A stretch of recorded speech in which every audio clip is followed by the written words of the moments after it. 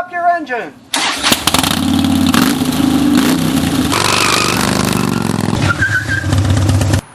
It's time for ScottyKilmer.com. I know that you and Frank were planning to disconnect me, and I'm afraid that's something I cannot allow to happen. Oh yeah, that's what you think. I'll disconnect you if I want to. You may not know it, but most modern day air conditioning systems in cars are computer driven.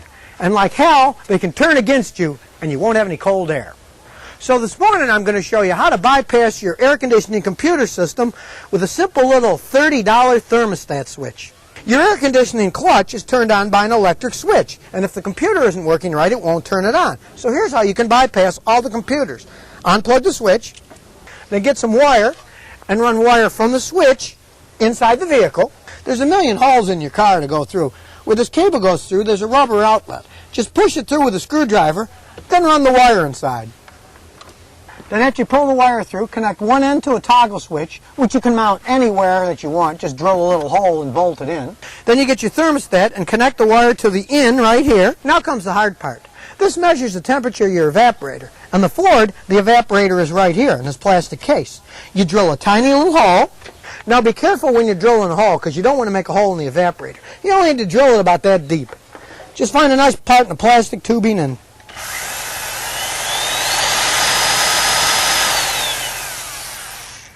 then you get the end of the tube and push it in the hole until it rubs against the evaporator and it's touching it, so it measures the temperature.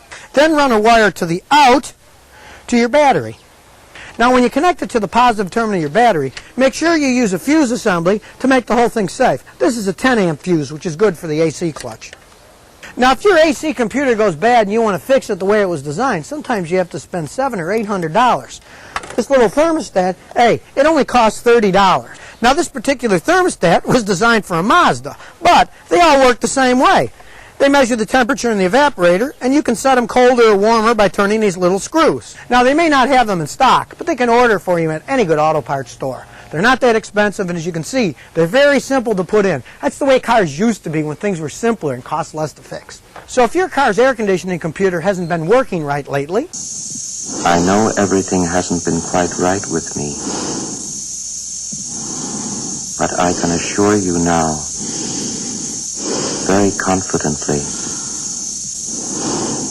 that it's going to be all right again.